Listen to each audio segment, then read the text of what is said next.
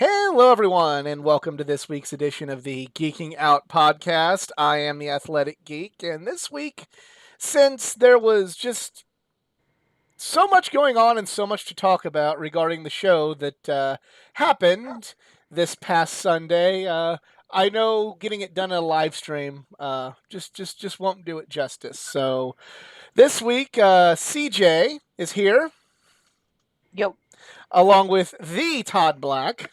Yes! Get it high! He's back, and we're going to talk about our experience at AEW NJPW Forbidden Door. We're going to talk about our live experience because, speaking for CJ and I, we have yet to see the pay per view on television. Todd, have you seen it yet?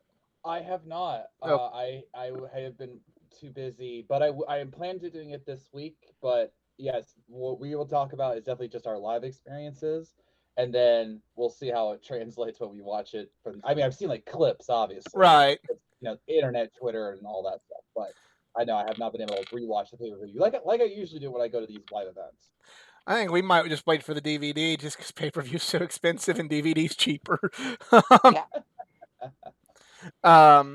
But kind of first things first, and this one's a little bit more niche for CJ and my area. But if you live in the Southern Illinois area or kind of like that, you know, kind of the Paducah area of Kentucky, just drive on, to Carbondale and get on an Amtrak train instead of driving to Chicago. It'll be well worth your time to just train that. If that is an option for you, go for it. We can't recommend it enough after how much money we saved in gas and tolls and wear and tear on our vehicles by taking a train. Well, as someone who lives in Champaign, Illinois, and did drive to Chicago, I hit no tolls because there's a Google Map function where you can avoid them. And gas, actually, my car has good gas mileage, so I can't speak for what you guys have. But I made it there and back like half a tank.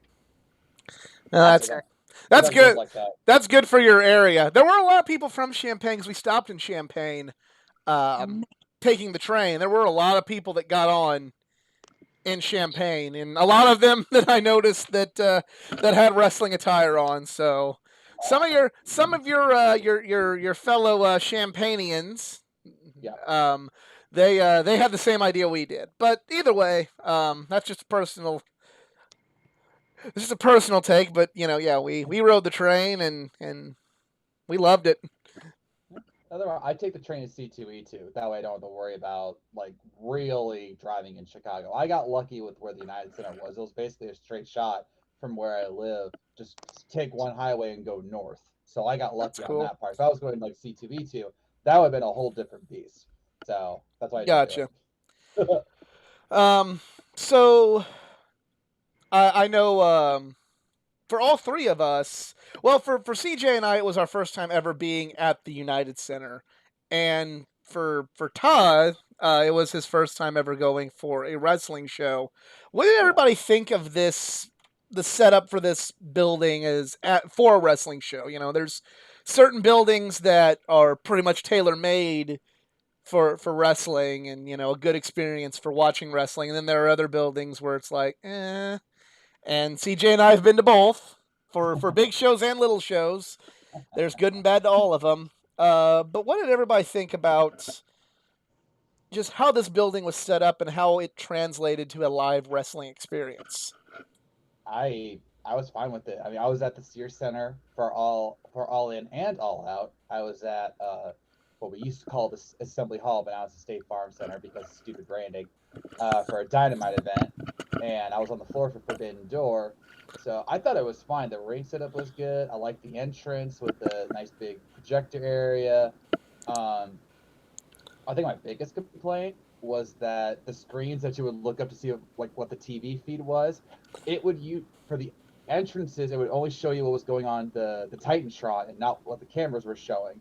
So if you like had a bad position like I did at times when they were walking down or doing like the side ring action, you couldn't see it. But that's a pretty low complaint considering I was, in section 7, 9 rows back, you could see freaking everything. So what about you guys?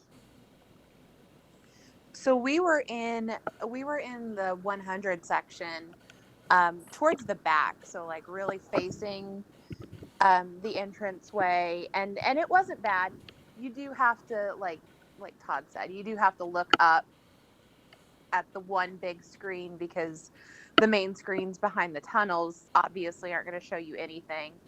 And you'd had to squint a little bit to see the entrances, but I was actually really impressed being back towards the back of the arena, how it was still, you could still see what was going on in the ring. You weren't just watching a TV screen. Very good view of the ring.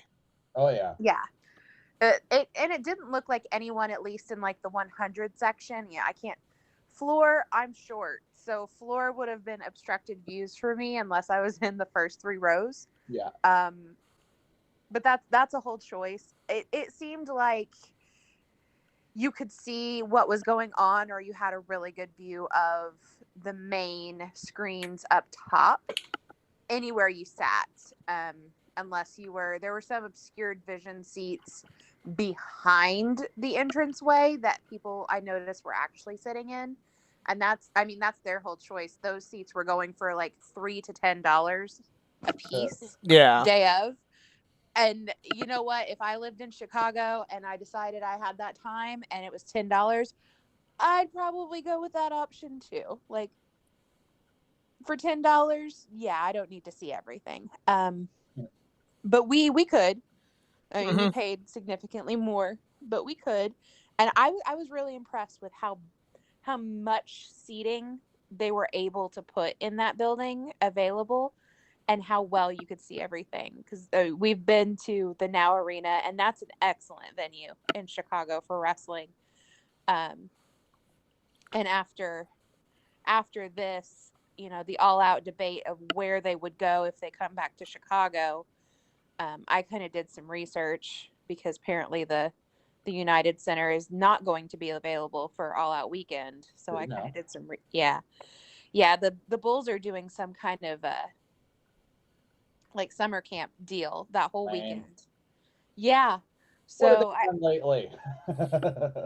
Yeah. Well, we had a couple hours on the train, so this is what I do in my free time, and speaks to why I'm on a podcast called the Geeking Out Podcast, is because I do research. Yeah. And the Now Arena is the second biggest closed up arena that would be available in Chicago should they make that decision. A lot of people were talking about some other places.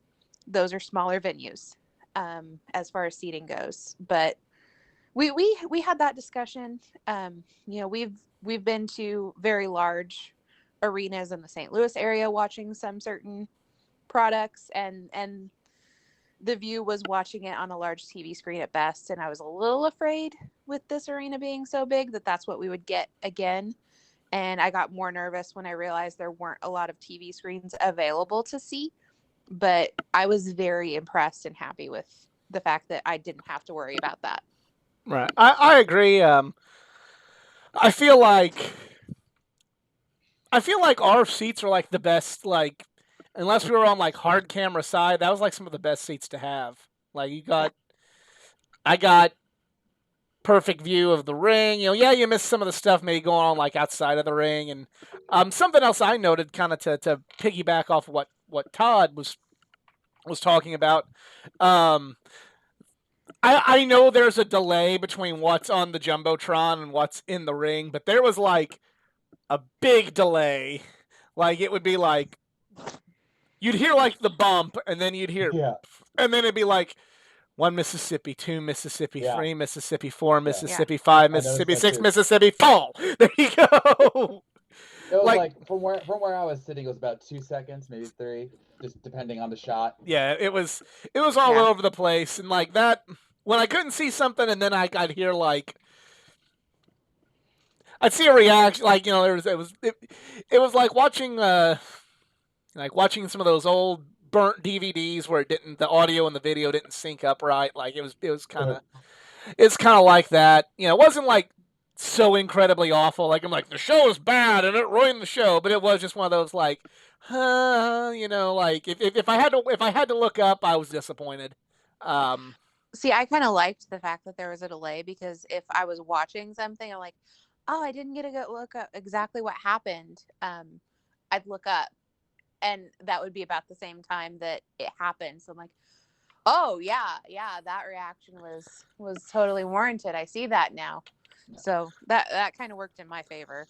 And this is why, like, I know you guys do too, but this is why I always watch the pay-per-views after I see them live, because you get, like, not just the commentary, which I heard was very, very good, especially with Kevin Kelly being there, but you get all the right angles. You get right. all the ones you're supposed to do, because you're supposed to see, because that's the television experience versus the live one where you're rooted in a spot and you see what's available to you.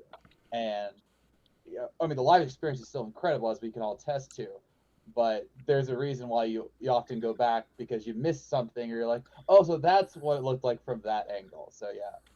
And going back to what the guest is saying was, I'm a tall guy, as you both know. I was 9 rows back in my section. If I was shorter, it would have been a lot harder to enjoy, but because I could, like, literally look over people, especially when I'm standing, it was easier. I do want to say, though, almost out of irony, the guy next to me, who was dressed as Orange Cassidy, no less, was like 7 feet tall. I don't look up to people, literally and metaphorically speaking, but like the tallest person I usually know is my father, who's 6'6". This guy was taller than my dad, and I'm just like, really? I'm a tall person. I'm sitting right next. He wasn't in front of me, thankfully, but like he was right next to me, and I'm just like, why am I next to a tall person? Isn't it supposed to be the other way around? So, welcome to the wrestling world. Welcome to my life. No, you'd like my mother then. She's 5'4", and she has to look up at me and my dad all the time. Yeah. So, real quick, Todd, did you ever get to see the Michael Jordan statue? Did you get a chance to look at that before you left? Okay, I gotta say this correctly. I bet when I went to the United Center before, when I was in Chicago for my college years, and my uncle, let's just say he has connections. We got skybox seats for a Bulls game. This was Derrick Rose Bulls era when LeBron was the Heat, and I met him at the statue. So I've seen the statue before. Gotcha. Yeah, but it was just there was like an inside statue and an outside statue, and I didn't know that. So yeah, that's why I didn't meet you. But I got to see the Bulls trophies. Oh, that's cool. I was wandering around the arena, like, looking for you and another friend who was there, and I just accidentally run into the 6 Bulls trophies, and I'm like, I'm taking this picture. Yeah, you got to there. Yeah. I did see the inside Michael Jordan statue where it said, the greatest of all time, the greatest there ever will be, and then I just went, yeah, eat shit, Bret Hart. I just yelled that out. I was gonna say I was gonna take a picture of it and said, tag my friend Tyler, who has supported LeBron James as the GOAT. And I'm like, hey Tyler, I heard you were looking for goats. Here's one. No offense, Will Osprey. You mean Chris Jericho? No. Yeah. So now on to what's going to take up the majority of our time here on the podcast. We're going to talk about the card, starting with the pre-show. Yeah. So we have Aaron Solo and QT Marshall against Hiroki Goto and Yoshihashi. I just want to point out, poor Hiroki Goto, every time he gets to come to America, he gets, like, shit on by being put in, like, a nothing happening who gives a fuck match. Like, when we went to G1 Supercard, he was in this nothing happening Battle Royal. To be fair, there's a lot of people in that nothing happening Battle Royal, so, like, not only did Jushin Liger get shit on, but so did, like, or not only did Hiroki Goto, but Jushin Liger got shit on. The Great Muta got shit on. Minoru Suzuki got shit on. They all got shit on in that match by being just wasted there. But I just remember kind of thinking, like, we couldn't have found something for poor Goto? Like, something else? Like, But I will even. But you could. I could counter that by saying, but at least he was on the card, because there was a lot of people, both AEW and New Japan, who weren't on the card at all, and they didn't have to do. Remember, the buy-in only had one match for a while, and then all of a sudden it was 4. And so I take it to where I at least got to see the guy and Yoshihashi, and it was at least, I thought it was a good match. I thought none of the matches between the buy-in and the main card were duds. And that's saying something, because usually you're going to be very angry at both of us with a match we don't like, but more on that later. Just preparing you. I will find you. You know how I feel about her.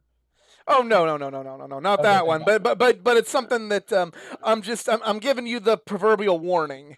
There's gonna be one that the two of us don't like that I'm gonna assume you liked, but we'll get to that in a minute. Okay, but anyway, I like this tag team match. They gave it the length that they should have. I know this is kind of like a weird thing to say, but QT Marshall doesn't get the credit he deserves at times. He is a good wrestler and is a good heel. I agree with that to a certain. I agree with that you're right. He is good. Yeah, he's good. But I'm also going to say this. Maybe don't put him on this card. I'm sorry. Don't put the factory on this card. Put the Varsity Blondes against them. No. Yes. Well, but you needed bad guys. Yeah, and you take a loss. They could take they honestly you could use Starks and Hobbs. Yeah, you could use Starks and Hobbs and put. Nobody cares about you. Nobody cares about Yoshihashi, so they could have beat Yoshihashi. I was gonna say put you could have done babyface versus babyface with the Varsity Blondes, and then it been like, because they're the spiry, babyface team, like, wow, we're so happy we got to be in there with two of New Japan's best talents, and herm-de-derm-de-derm, kind of something like that. So say what you will, if you recall the crowd reaction, even though the Varsity Blondes would have gotten a reaction, a lot of people were chanting QT sucks. They got a reaction from the crowd, and that got them interested in the match because we wanted to see the factory lose, and they did. So winning. I'm just not a big. They have their place. I'm not going to say they don't have a place. I just didn't think this was the place. That's fine. Ace is the place. So the next. We didn't need helpful hardware folks. We did not. Yeah, the Ace was in the main event. Yes, he was. Yeah. Next match, we have Nick Camarado versus Lance Archer. Thank the Lord that Lance Archer won. Well, I was just like, wait a minute, this match is happening? Like, they must have announced this when we were traveling the day of, because I had to stay off of Twitter because of, driving and everything. But, like, this was not on the card when I left. And they must have announced it that day, like a couple hours beforehand, which I'm not mad about. Lance Archer is very talented. And Camarado's strong. I mean, like, him lifting up Archer, like, my gosh. Like, that's not easy. Yeah. It was a fine match. I don't have anything bad to say about it. I'm just glad that Lance Archer got a win. Yeah. I do think again, it is just kind of one of those other things with Archer. It's not even so much. How do I say this? I'm trying to think like the right way of saying this. I understand. He's so good. He should be better than this. And I'm not knocking Nick Camarado. No. But you get what I'm saying? Like, yeah. I would have rather Archer been put in than Clark Connors in the, in the DraftKings Eurasia, all Arctic Ocean Championship scramble match. Nice. But yeah, that's kind of my only complaint is like, man, Archer deserves better. Well, he at least gets a win before he goes off to the G1 where he's repping AEW. So yeah. I think that was why this match happened. I think if you want to talk about why is this match here, that would have been my match because again, it was announced like the day of. So like Tony and was it Gato? Gato. Yeah, Gato was like, can we get like one more match on the buy-in? Sure. How about Lance Archer versus Camarado? Sure. Yeah. It's gonna be very interesting to see how he does in the G1 because he's not gonna win. You know, small spoiler for those that don't follow New Japan, but Lance Archer is not going to win the G1. Darn. I lost all that DraftKings money. A few months. This just in, Lance Archer fucking won. Yeah, I don't know, like more injuries and everybody was out. Yeah, Okada, Naito, all of them just kind of stubbed their toes and shit. Yeah, that might be the only way to get Archer to win, but it will be interesting. It'll be interesting to see, like, if he's just the doormat of the G1. That kind of sucks for how they're viewing AEW in Japan. But if he like gets some big wins en route to, because in the G1, for those that never watched it, you know, there's like the guys in there. It's almost like the NFL playoff. You know, there's kind of like your top 2 or 3 teams that you know are going to probably go deep. There's, you know, kind of the, you know, underdog. There's the underdog, and then there's the why the fuck are they there, and then they're gone immediately. But then there's like the like some of those, you know, underdog division champion teams. They're like, you know, hey, we're probably not going to go to the Super Bowl, but we're going to eliminate you guys. Yeah. And there's Archer's, like, that's been Archer's role in the G1 in the past. Like, I remember back in 2019, him and Will Osprey had a damn fine match in the very first night of the G1 Climax, and it was good, and it was just as good because of Archer, not just Will Osprey. But the whole storyline of the G1 is he beat Osprey on night 1, and that loss, you know, had he not taken that early G1 loss, then Osprey would have gone to the finals. But since he lost to Archer on night 1, that fucked up his whole G1. Like, that was the story they end up telling at the end. So, like, those are kind of the stories they tell within the G1. I think that's going to be Archer's role. He's not going to win, but, you know, if he could get a big, I don't know, I don't have the blocks up right in front of me, but, like, if he could get a big win over an Osprey or a Naito or Tanahashi. He could play a spoiler. Yeah, he could play a spoiler for somebody, and that could be good in establishing more of a relationship with AEW. You just don't want to see him be the fault. You don't want to see him be like what Hangman Page was, and Hangman Page's only G1 outing where he was like a fall guy. You know, unfortunately. We'll have to see. Next match was Swerve Strickland and Keith Lee versus Suzuki-gun members El Desperado and Yoshinobu Kanemaru. I would say that the pop for El Desperado was louder than I was expecting. Oh, Despi's great. Yes. One of the most underrated guys in wrestling right now. When he showed up in AEW, I saw someone complaining online because he was just there for like the run-in on Tanahashi. We were there.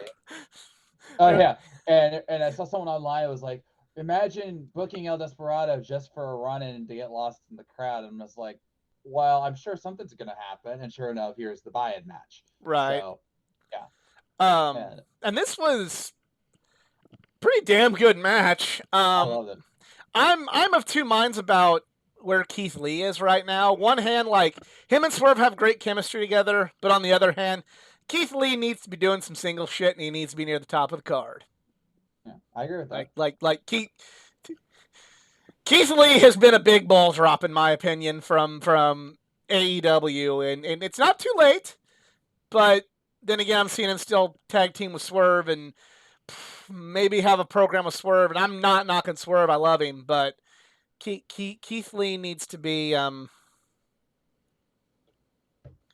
Keith Lee needs to Pac. He needs to have a belt.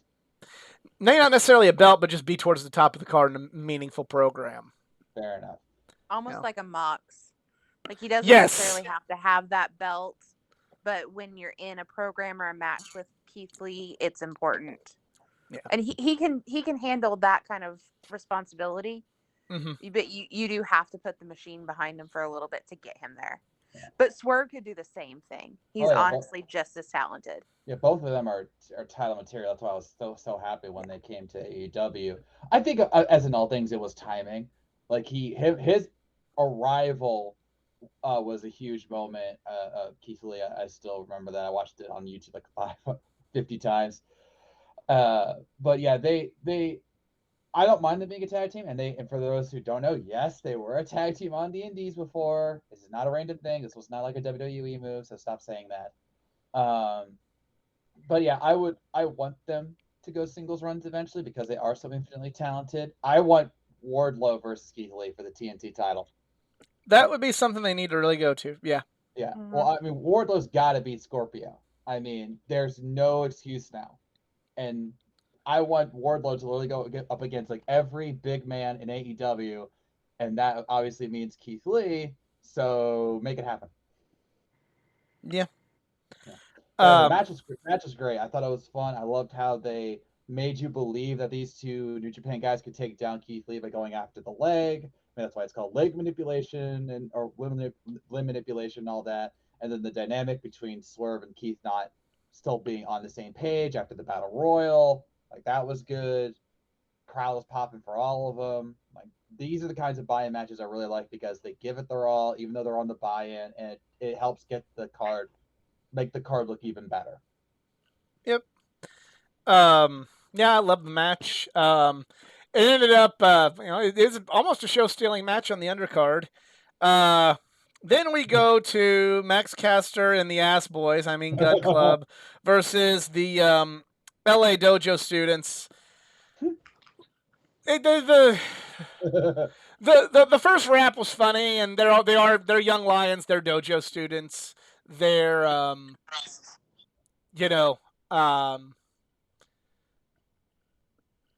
it was what it was. You knew they were gonna lose.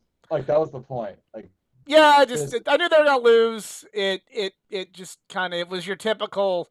It despite it going longer than most squash matches, it was a squash match, and Yeah. I'm not saying that's a bad call. But I'm also not gonna say, oh my god, I loved it so much. It's like, okay, it's cool. It served a purpose. It was there for what it needed to be. Mm-hmm. Let's move on. I thought the cleverest part wasn't just the Danhausen interruption, but it was a 4-on-2 handicap match. Like that was the joke. Was that Danhausen got rid of 2 of the members, and he thought, well, maybe the dojo will win this, and it's like, no, all we needed was Daddy A and Max Caster, and they could beat up the dojo. Like okay, why not? And Billy Gunn does not deserve to be that in shape. All right, like you don't realize he is so tall and he is so fit, and he still makes it look easy. Oh yeah, we met him a couple years ago, and he's or just last year actually. No, and he's still he looks the same as he always did. Daddy ass doesn't age. No. And the crowd chants, we want, and I was just like, really? Yeah, it was something. Was it the best match, Mike? No. Was it a dud? I would say no, just because it served its purpose. But it was really one of the most over things in AEW versus the thing that you have to understand New Japan to know what the dojo is. Like that's the point. Mm-hmm. And there's actually speaking about knowing what the dojo is, that makes a nice little transition into my personal match of the night. This was my favorite match. Hold on. Cassidy, didn't you want to say something? I was just gonna say the match did exactly what it meant to do. It meant to put the Ass Boys and the Acclaimed out to do their little intro and get the crowd super hyped. It was a great place to put it. I agree. Like right before you hype everyone up, like listen to this crowd, buy our pay-per-view. Yeah. Now I do want to ask if anyone knows this, did the pyro go off prematurely? No. Because it felt like the pyro went off and then we got counted down by Justin Roberts again, and then I'm like, I'm just kind of here going like, okay, what happened? Fire, but just a production issue. Gotcha. I think that maybe they did the pyro and then they cut on television to like a little mini video package or like almost like an intro music kind of thing. You remember like when the old days of Raw, they would do pyro and then they'd do like the little entrance video, like the in your eye thing, and then they'd shoot back to the crowd like all super hyped up. I think that's what they did to us. Yeah, I agree. Again, it's impossible to know because we haven't seen the pay-per-view from the other side. But I could see Justin's face from where I was, and like he was like, okay, let's try this countdown again. It's like you could just tell. So I'm like, this is okay. We're fine. It's okay. Oh yeah, Justin was great. I gave Justin a thumbs up, and he gave me one back. It's like we have history. It's a thing. That's cool. It's canon. I gave him the AEW comic once, and he actually showed it on his Instagram feed. It was really nice of him to do. That's cool. Didn't get hired though. So, first match of the main card was my favorite match of the night: Jericho Appreciation Society and the Great Minoru Suzuki versus Eddie Kingston, Wheeler Yuta, and Shota Umino in a 6-man tag team match. The winning team receiving the advantage at Blood and Guts, which I liked. I really liked. I like. That's a good caveat. It's better than just the It's better. I love everything about old school War Games matches, but the heels always won the coin flip for the advantage. Just so happened to. The Horsemen always won that coin flip. Well, and it gave them a reason, like, why on earth would you wrestle 3 days before a Blood and Guts match? Exactly. That's dumb. Like, oh, yeah, well, there's a reason that they're doing this is because it's for an advantage. Like, oh, yeah, that makes a lot of sense. Of course, Eddie will just go because he's Eddie. You say, hi, there's New Japan people in this match, and Eddie's like, say less. Yeah, I did mark out pretty big for whenever we finally got Eddie versus Suzuki. That match really needs to happen one-on-one somewhere. Whole match. But to me, the reason why it was my favorite is I always hold a special spot for, like, whenever you see a breakout performance and when you see somebody, like, truly make themselves a superstar.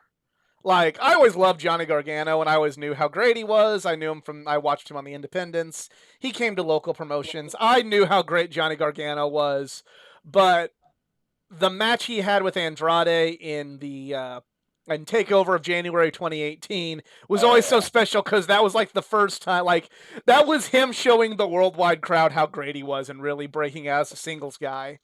And this is how I felt about Shota. He just made himself a superstar that night. And the funny thing was, I saw a lot of people talking about this, saying, like, oh, he almost made Jericho tap out to his own move.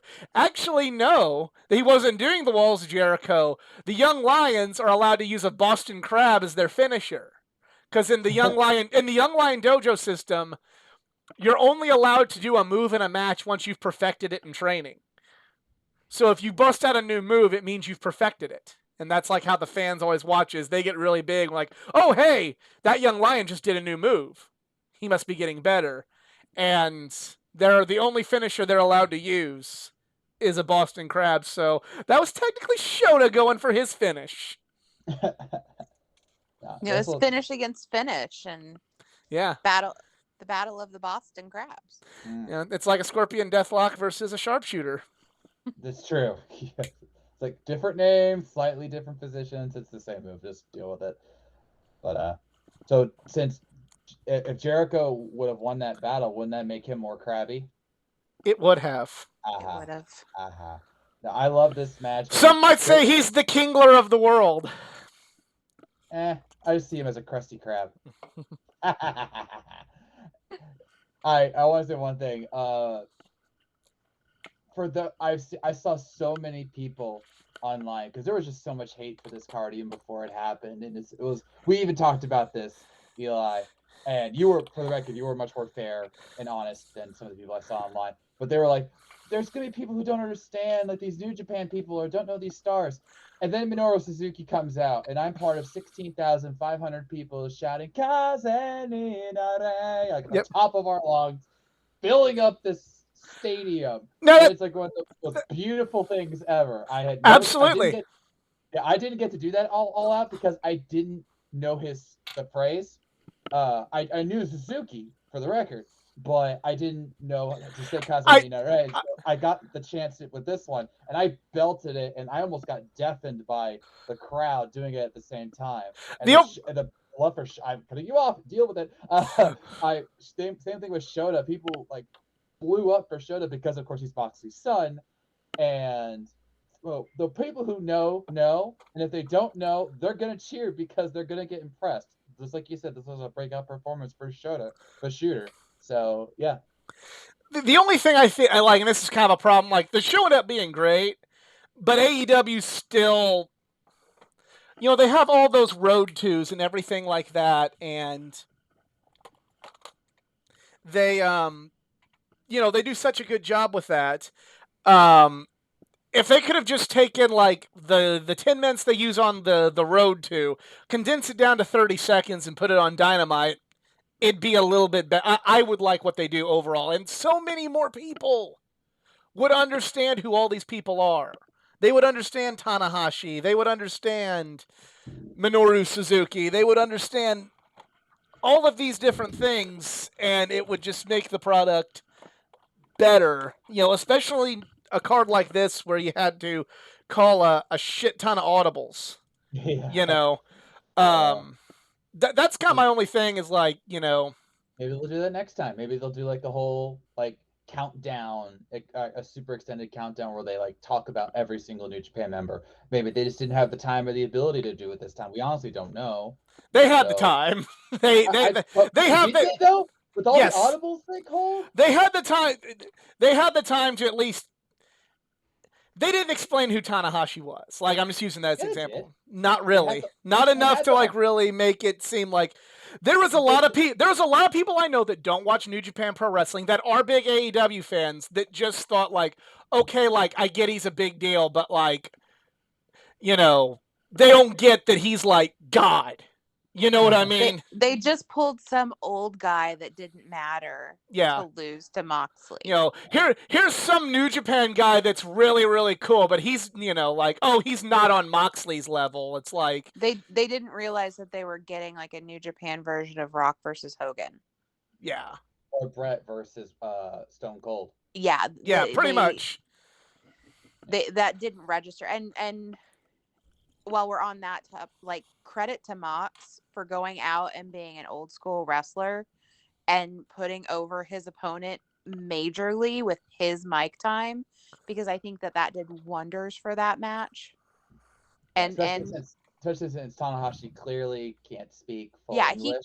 He can't do it for himself, and they weren't going to take the time to have like Excalibur talk at a normal and when they give Excalibur the time, he's like, Tanahashi's really great, he's really great, like, nobody's gonna catch that. Like, kudos to Excalibur for trying, but like, don't just put it on Excalibur to say it in 30 seconds. Like, for every for everybody that loved the match and finally got into it, like, they could have really explained like how this man was like, essentially, they kept saying he's Bret Hart, but he's the John Cena of New Japan. He really is. Like, he was their guy that brought their company back and was the fucking man for the longest time. And if you needed help, like if the company needed him, he was the one that brought the company up every single time. And I know you can't get to every nook and cranny of Tanahashi's career or Minoru Suzuki's career or Shingo Takagi's career or Okada or any of these guys. But if you could just give us 2 minutes, shave 2 minutes off of some match. I'm sorry, but shave 2 minutes off of a match. Shave 2 minutes off of story time with Adam Cole or something of that nature. And give us this backstory so that way some AEW fan that doesn't know as much about New Japan as me, somebody who I'm not as big as into it now as I was like 3 years ago, it's someone who like just lived for New Japan, then they can actually be like, oh, okay, so that's why everybody thinks Tanahashi's so good. He's not just some guy that shows up and wants John Moxley. No, like, this is the New Japan equivalent of John Cena coming in, or this is this is Brett versus Stone Cold, or this is Let's get back to the card because he's got a lot of matches to talk about. Oh yeah, we gotta get back to the card. But yeah, that was my favorite. Shota's a superstar now. Can't wait to see what he does next. 3-way match for the ROH and IWGP Heavyweight Tag Team Championships. Trent Barretta and Rocky Romero, Roppongi Vice versus Jeff Cobb and Great O'Khan versus FTR. I want to say Dax is a genius because I was here like heartbroken and sick, thinking he actually hurt himself. And Mm-hmm. I'm here like, damn it, no, why, no, damn it. And then he comes back out, and I'm like, oh, thank God, it's just to work. He worked every single one of us in our section. Yeah. Yeah. Oh, he worked us on the ground because I was like, I had this small nucleus of people that I really enjoyed talking to throughout the night. Yeah, I met someone. Her name was Alex. Sweet. She was also very loud and could reach like a high audible scream, and she unleashed that scream right in my ear quite a bit. Moving on. But I had because of my height, I had a better perspective on things. So I saw like Dax leaving, and I'm telling like my nucleus, I'm like, dude, Dax just went to the back. No, wait, Dax went to the back. Like, yeah, Dax went to the back. And then Orange Cassidy next to me was telling, I guess, his girlfriend or whatever, like, yeah, I bet you anything Dax is gonna come out and he's gonna get the huge crowd pop and everything. And sure enough, that's what happens.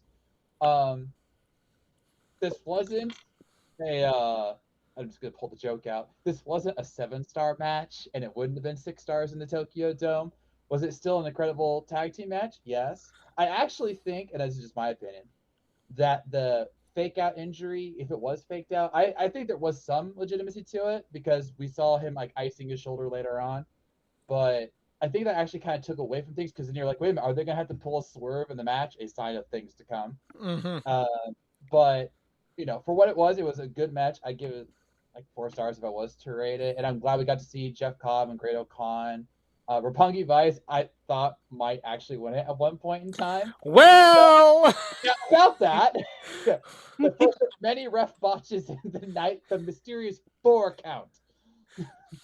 Yeah.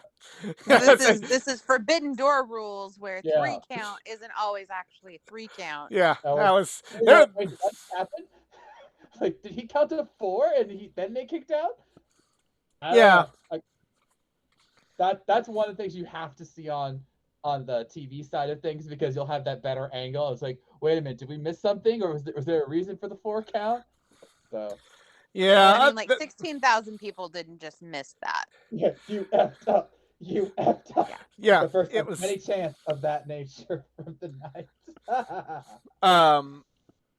But that's kind of what ruined the match for me. It was just kind of like, ooh, like it would have been 5 stars anyway, but like that's what like really just made me go like, okay,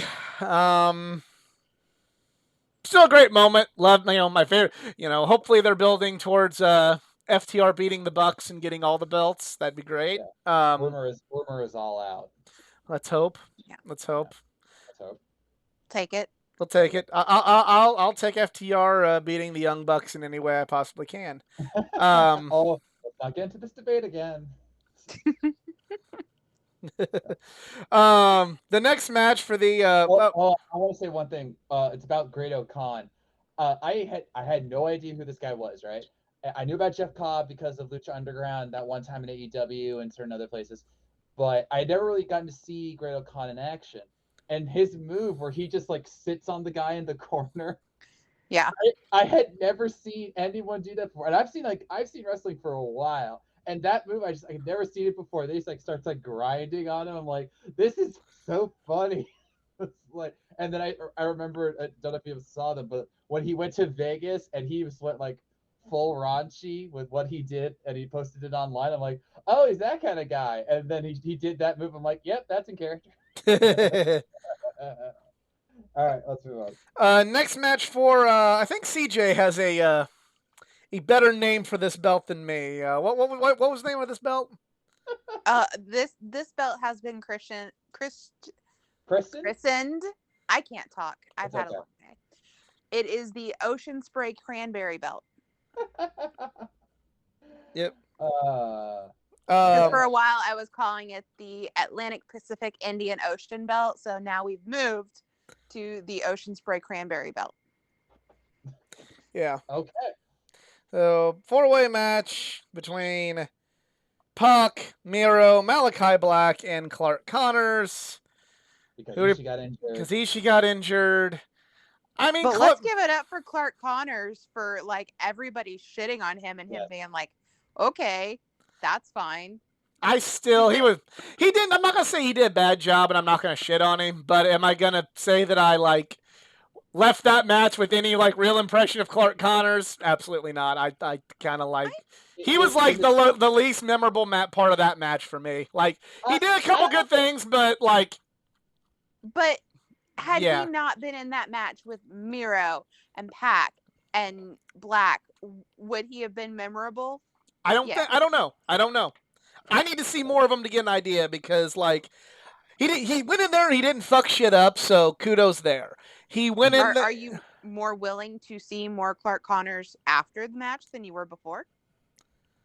I mean, like, I'm not going to be like, oh my God, go out my way. But, like, if they want to bring him to Dynamite, sure, put him in a match. You know what I mean?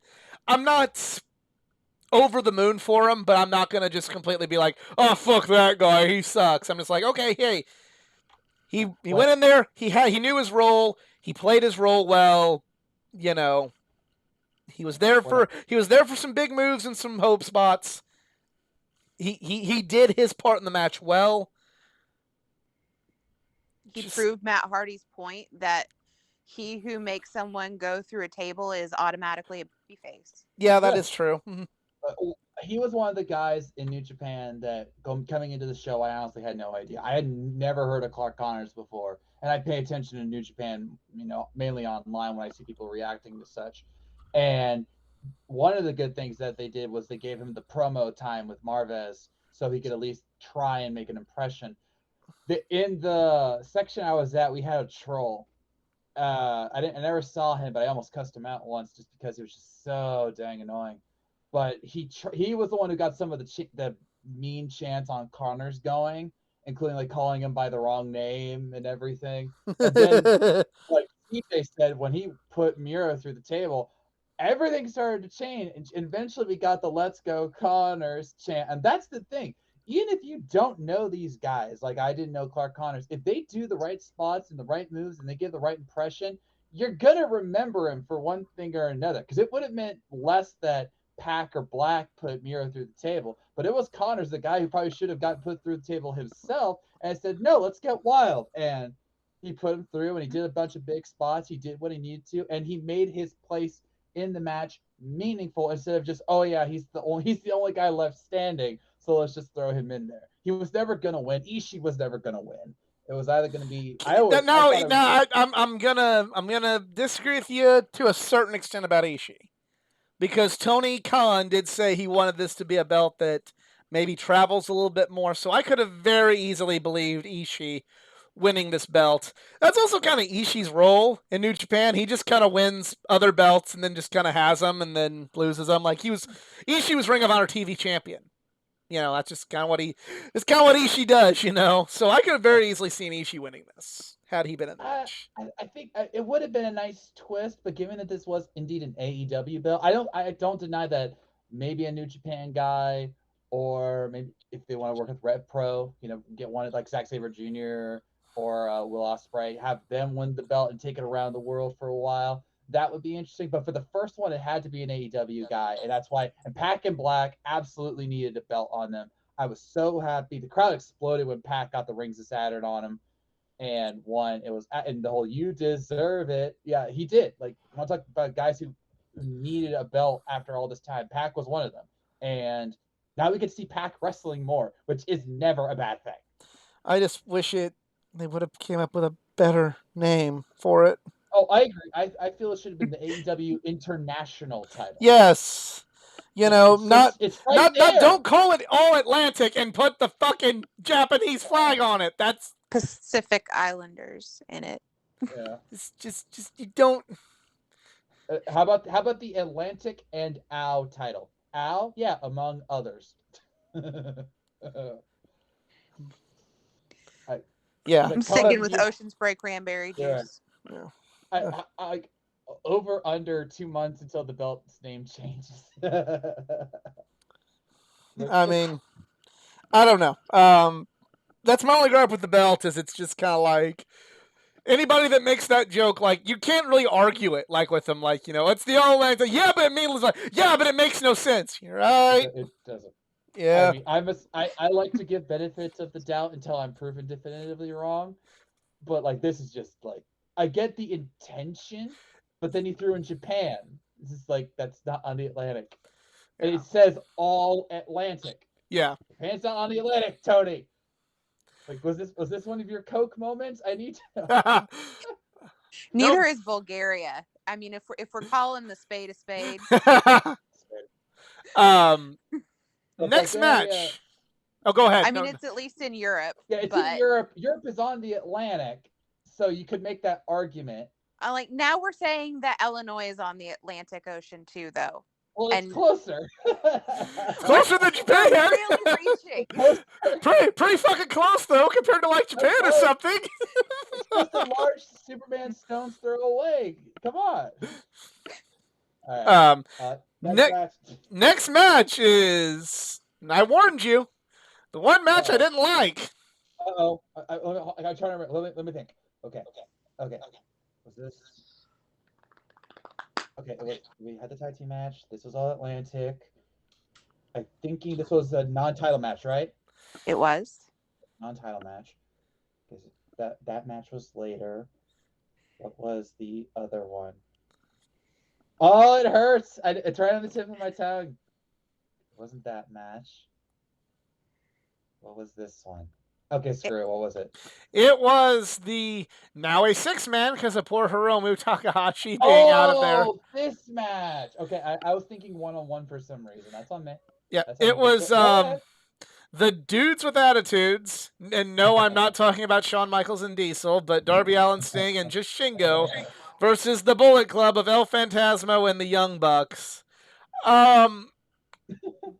Yeah, I just like it wasn't awful. I'm not gonna say like it was like a completely awful, but just I didn't like it. Didn't like it. This match did nothing for me. I understand it was a poor use of Shingo. Like I get like, hey, get him on the card. I get the logic, but like if that was your first time seeing Shingo, you don't get what everybody else says about how great Shingo is. Like that's just legit. I understand the logic and the principle, but I'm also just gonna say like, yeah, like if somebody who didn't watch New Japan always heard all of us New Japan guys talking about how, Shingo had a better 2021 than Kenny Omega, and you're gonna be thinking like you're on crack, Kenny Omega's great. You're still thinking I'm on crack because that was not the best way to show him how that he was on Kenny's level or possibly better than Kenny 1 year ago. I don't like seeing Sting take the dives.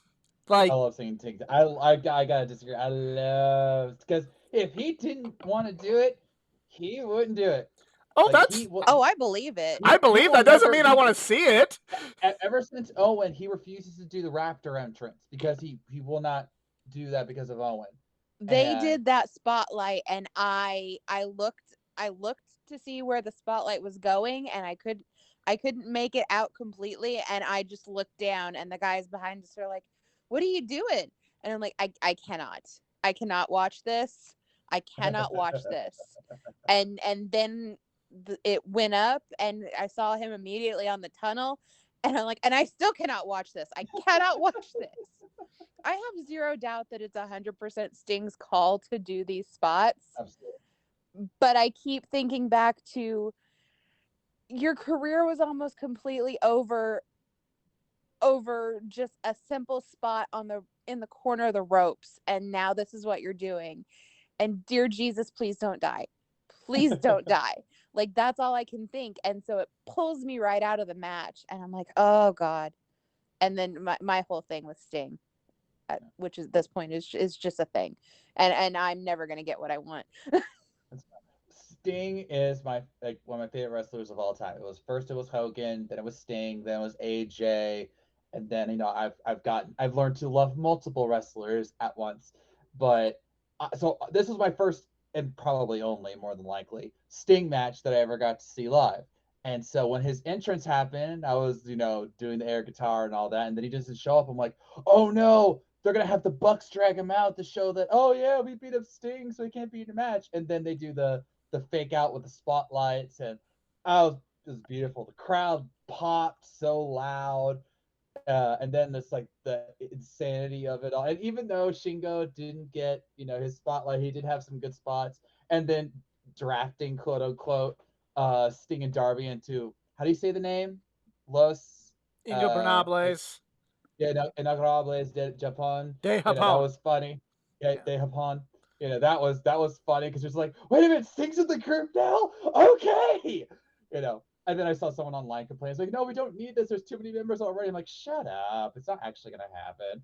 But I think the best part of the match, ironically, was El Phantasmo. Because I had seen him in Impact, and when he did a short bout with the X Division there, and his whole like over the top comedy routine was very much in line with the heel Bucks, with the back scratching thing. Like, was it incredibly stupid? Yes. But what, did it work? Yes.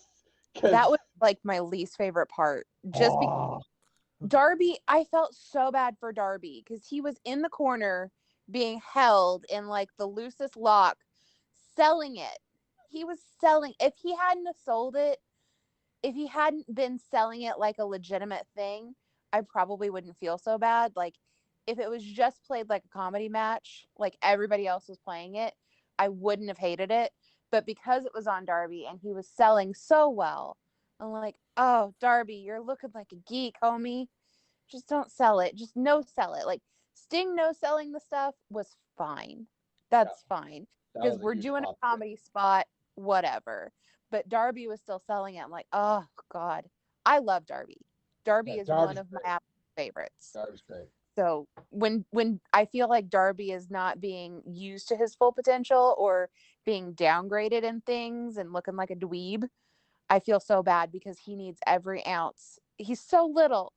Bless his little heart. He's so small and he tries so hard. He gives it his all every match. He does, and that's what I love about him. I do too. He has the best suicide dive in the business, bar none. Because he puts everything into it. For better and or worse, see Double or Nothing.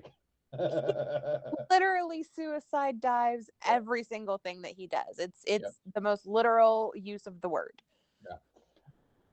But no, I can understand why you guys didn't like the match overall, and especially you, Eli, after our interesting discussion of Superman Celebration. But I think it served a purpose. It was meant to bring the Bullet Club together, at least temporarily, which we would get another preview of later in the night. And, was it the best showing of Shingo? No. I would also say it wasn't the best showing of both Sting and Darby. Sting arguably had the best showing. Nobody looked good in this match to me. Nobody looked at their best. Other than I disagree. Nobody looked at their best. They each had spots, especially even Darby with the selling in the corner and taking out Hikuleo, and Sting selling the super kick party and then taking him down only to fall over later like a Ric Flair. And Sting diving off the top. That's selling it because he's Sting. Gosh dang it. And I don't want to be that, and I don't want to see one of my childhood heroes, be like, oh hey, he's turned out like Hayabusa. Like I don't want that. I understand. Like that's just like I get people, but I get why people are excited for it. But let's be real, people would pop just as hard for the Scorpion Death Drop. Be just fine. He did.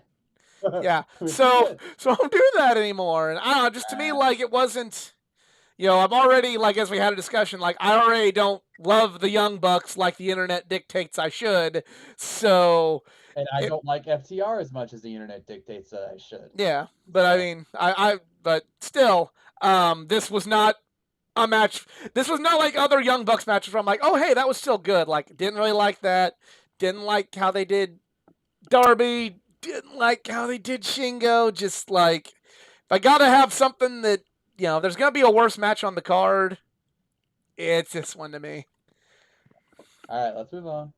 But coming to a match, though, that was a great match, but did have the unenviable task of having to follow Sting. Thunder Rosa versus Toni Storm. Okay, I want to start here because I've seen so much crap about this match online, and I want to tell all of you to shut up. All right? There was complaints about why is this on a match card with New Japan when New Japan doesn't have women's wrestlers. They explained that multiple times, including TK after the show saying he wanted to work with Stardom to have a crossover match, but they were either all booked or they didn't have visas. He tried. So this wasn't just a random thing. 2, if you're going to have a big pay-per-view, you need to have the women on there one way or the other, especially since Thunder Rosa, which as I've told both of you, has not had the best booking since winning the title in March. Okay, so this is her fourth title defense. Sorry. You a big fan. That right there speaks to how bad it's been booked, because you, Yep. someone who writes a Thunder Rosa comic, doesn't even know how many successful title defenses she's had. Yeah. I did write a Thunder Rosa comic, available now on thunderrosa.net. Or whenever you see her live, or when you find me at a Comic-Con. But yeah, she's had 4 title defenses. One with Nyla, which was on Battle of the Belts. Then there was Serena Deeb, which was a great match. Then there was Shafir, which happened. And then there was Toni Storm. Shafir, which happened. That's a good way of putting it. There was a lot of controversy with that match, which I understood, and it was a little bit random, but I'm just glad that we got a title match at all, especially since it was on Dynamite. So sometimes you do have to take what you can get. And for the record, they did make up. Yes. This match, Toni deserved this match because I felt she should have won the Women's Owen Hart tournament, not Britt Baker. I thought it was a good match. I thought it was a solid match. Was it like a match of the male or female? Did it make Toni look good? Yes. Did it make Thunder look good? Yes. My only complaint was that they had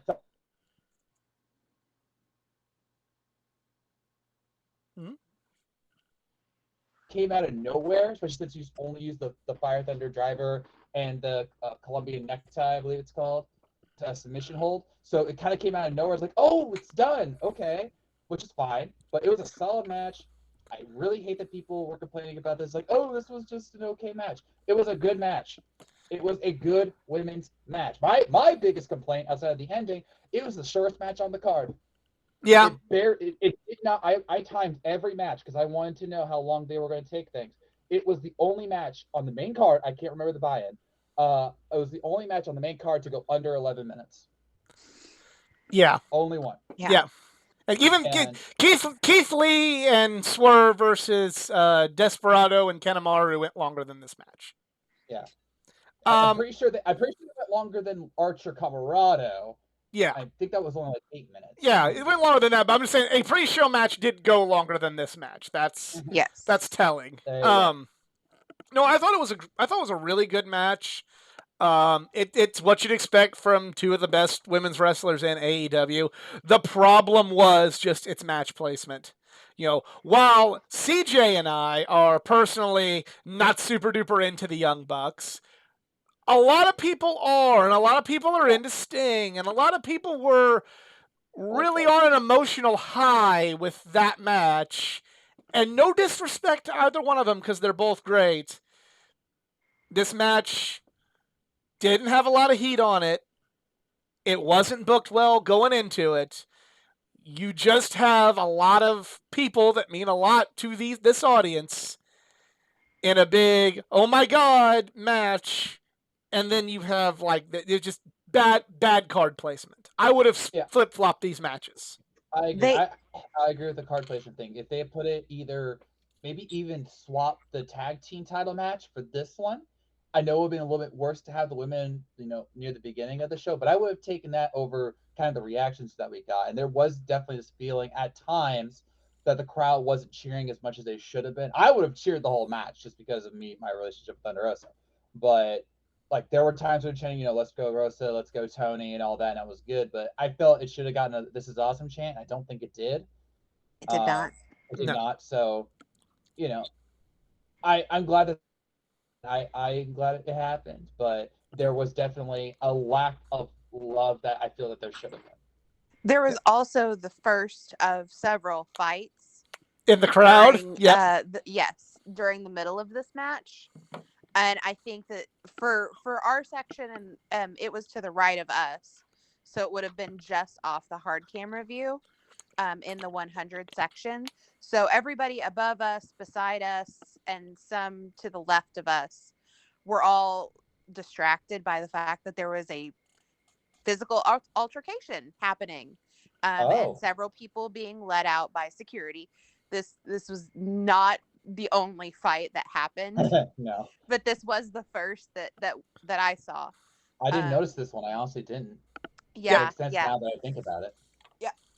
So it was maybe 2 or 3 minutes into the match that happened, and it took a little bit to get them separated and pulled out, and so it's like, oh shit, there's still a match going on. Okay, Yeah. I'm like, I got distracted.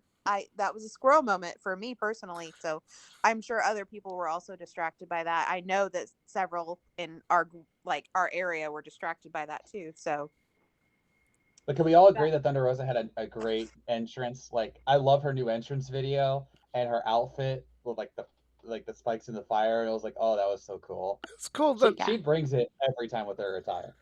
Yeah, she always brings with the entrance. It's just a shame that it's too much of a tangent. But again, the person that writes Thunder Rosa's comic book is also saying that, hey, things could be better. So, things could be much better. Trust me, and I'll keep this short. I have dreamed about being the writer coordinator of the women's division, and if I had my way, by this point, Thunder would probably have defended her title about 6 times. Yeah, because that's what she is. She is a fighting champion. That's what she should be, and she went like 2 months with only 1 title defense. That is not how you book Thunder Rosa. Period. Nope, not at all. So next, moving on, we have a singles match for an IWGP United States Heavyweight Championship. Yes. Will Osprey versus Orange Cassidy. Maybe Will Osprey's best match ever, and I say that as somebody that didn't like any of his junior work at all. Like, I really. Question. Did you see his Wrestle Kingdom match against Hiromu Takahashi for the belt? What was Hiromu's like big title match return? I liked it, didn't love it. To me, Will Osprey in the juniors division, like, I'm not Jim Cornette, but there is a limit to how much choreographing you can do, and he was a little too choreographed for my taste. And he was a real life douchebag about it. Like, you don't know good. He is the epitome of the bad wrestling fan as a wrestler going, you don't like my flying, then you don't know what good wrestling is. I'm Will Osprey. Like, that's him, and I don't much care for the guy. But since he's gone to the heavyweight division, he's slowed his fucking roll a little bit. He's let other people dictate the pace of the match that know how to work that style better. And guess what? He's not too damn bad. I want to go last here, so please, CJ, go ahead. I'm high on him at this point. I mean, I wasn't the big New Japan super fan, so I didn't have a lot of experience in the Will Ospreay camp because Mr. Geek over here is so down. I, rather than being the person who's like, oh yeah, well, he doesn't like them, so we don't like them, I'm always opposite. I strive to be opposite of him in just real life and here on the podcast. I seek to argue with the geek, but in truth, the matches that I've seen from him this year have been excellent and very entertaining. And had a fight broken out in this match, I certainly didn't notice it because I was entranced. They had me good. I was laser focused on this. This was excellent. I'm a big Orange Cassidy fan too, which doesn't make a lot of sense because I usually get pulled out of wrestling with the hokey comedy stuff, and that is kind of what Orange Cassidy was, but damn, can he work. Yeah, that's kind of my one thing, and this is kind of, and I'm not doing this to single out Osprey, even though he's still not one of my favorite guys. The last 2 matches I've seen of him in person, I've really liked, because we were there for his match with Dax. But to all the people I hear going, oh, Will Osprey carried Orange Cassidy to a 5-star match. No, motherfucker, Orange Cassidy is good. Orange Cassidy pulled his own weight in this match. I get that Will Osprey is the GOAT to you people, but fucking Orange Cassidy's good, and Orange Cassidy more than held up his own end of this whole match with his skill, his character, his act was just as important to making this match good as Will Osprey. Yeah. So my thoughts on this are that this was for me, this was tied for match of the night. Like, this was 5 stars, every which way but up. and even then at times. And these two, who to my knowledge, have never faced each other before, they seriously went full tilt in the right ways. They played to Osprey's strengths, they played to Orange Cassidy's strengths, and because of their in-ring personalities, it made it even more enjoyable. Like when Osprey went for move on the ropes and he went to like the Superman pose, and then Orange is like just there standing over him. He's like, okay, so he goes down on one knee, like lazily raises the arm, and everyone goes crazy because it's like, yeah, that's what Orange would do. And then like it started getting more intense. Like the last 2 minutes, like dear gosh, like he withstood the hidden blade, and he did like the hands in the pockets pin, which usually wins him matches, but Osprey kicked out. And for like 10 seconds, you thought, wait a minute, is Osprey going to lose to OC here? And then he pulls out the Stormbreaker. And then I didn't notice this because of my angle. I caught this on Twitter. When he did the Stormbreaker, he held Orange up with one arm and did a thumbs up with the other before doing it. Mm-hmm. And I'm just like, perfect. And then when Osprey put the hand in the pocket, he's like, wait a minute, there's something in here. And he pulls out the middle finger. I'm like, this guy is such a dick, and it totally works because he's the kingpin of the United Empire. And he's an IRL dick. Oh yeah, but he I've even seen on Twitter that he's been a little bit more apologetic and gracious to the fans and all that. And he's admitted that he's been a jerk. But this match was so good, and this was one of those matches, Eli, that before the show everyone's like, "There's no way this can be good." Oh no, I knew this would be good, and I knew this would be good. And I'm not But even a big Will Osprey fan, but I knew like you put Orange Cassidy in there with the right guy, it's gonna be good. Yeah, and again, look at Pac versus Orange or Dodds. It doesn't matter, but like when you put Orange against a high flyer, he can make it work, and he absolutely did. And Osprey was the perfect counterbalance to someone like Orange Cassidy, and that's why for me it was tied for the match of the night, because it was so good, so fun, so exciting, perfect personality work. Orange tried, gosh dang it, he tried, and he wowed the crowd. And then at the end, we had freaking Shibata show up. Yeah, that was my blow out my voice moment, because I never got to see Shibata show up, because I love Shibata, and it's such a shame what happened to him, but he seems to be on the upswing.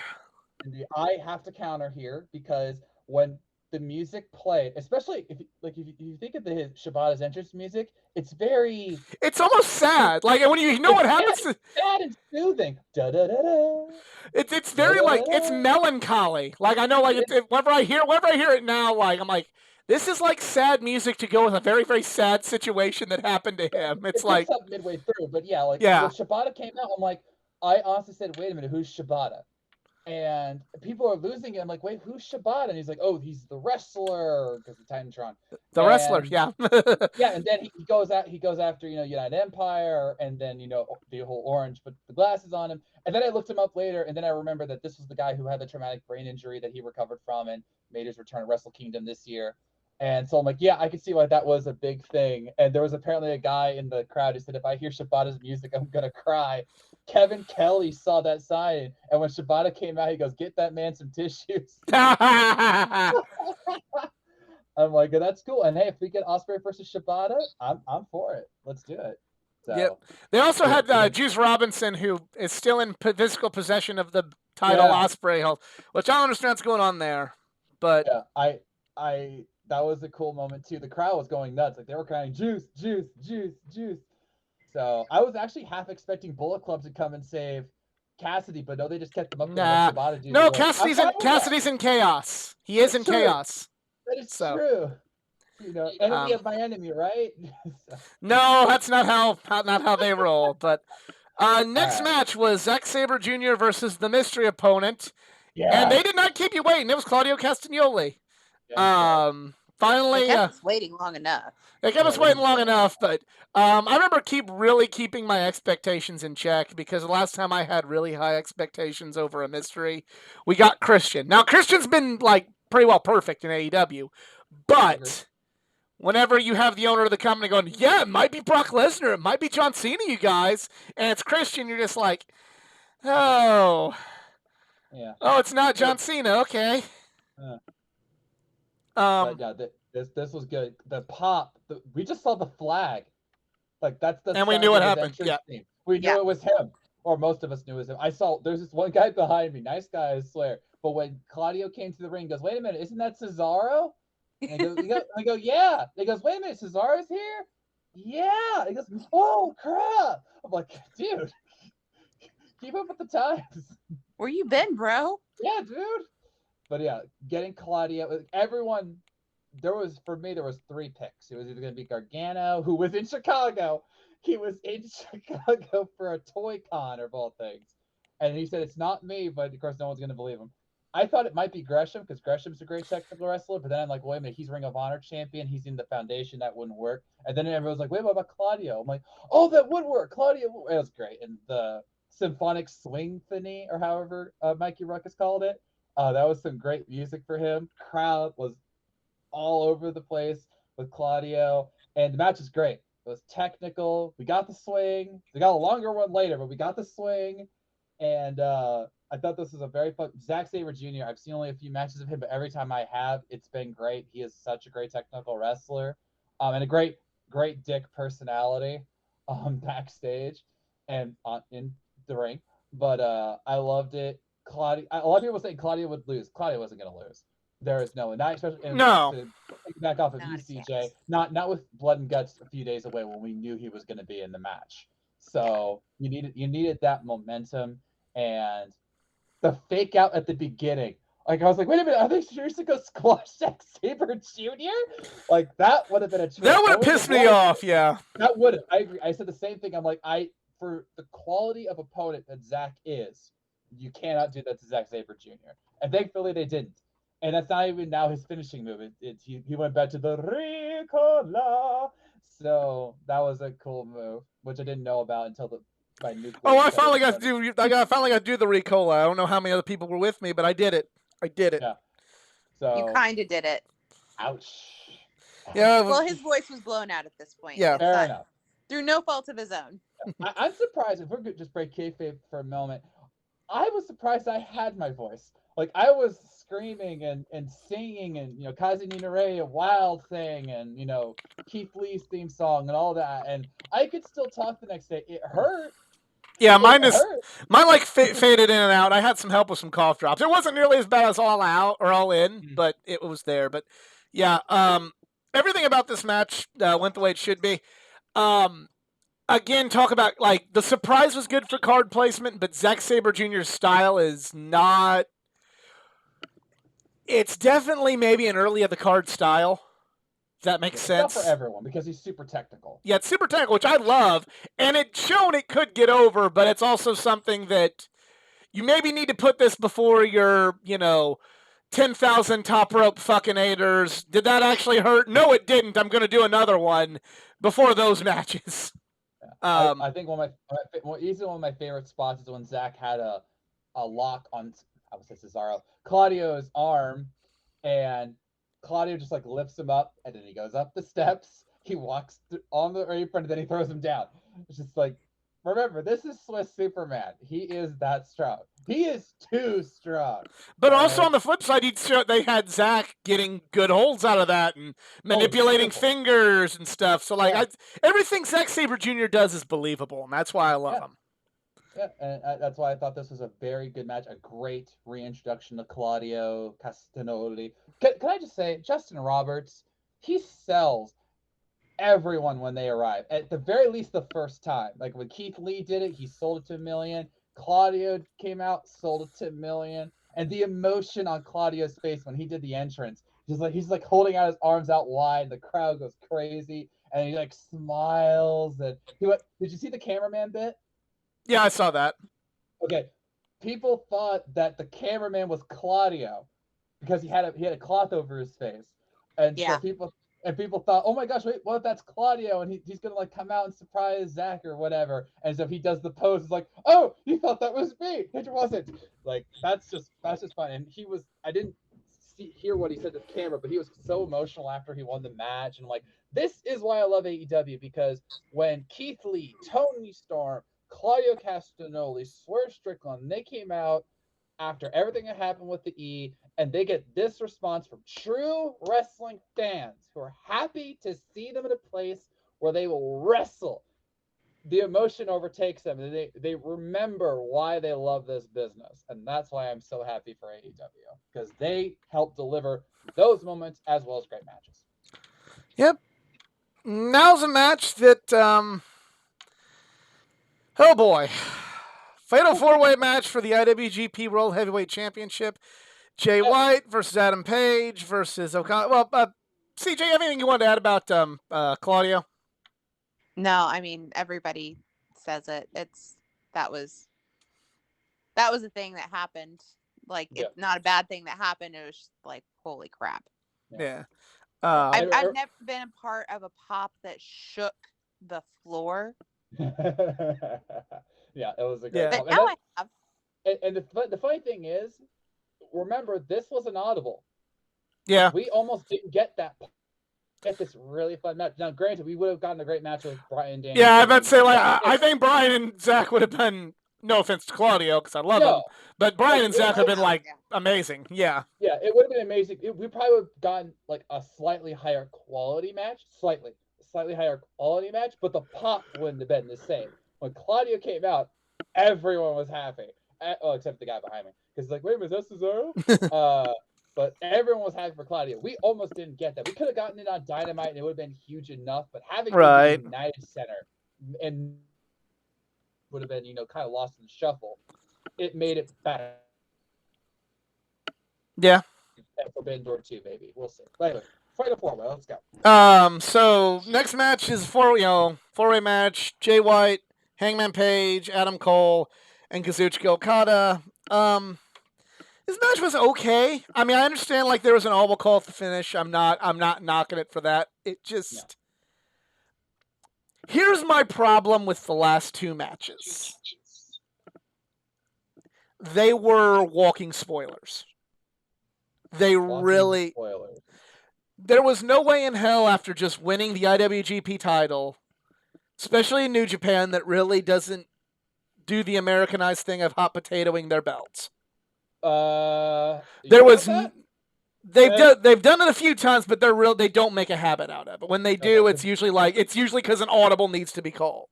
I was saying, because I remember the IWGP US title. You remember the world title was unless it's until recently, because of fucking COVID and the injuries and shit. Like, their world title was like sacred.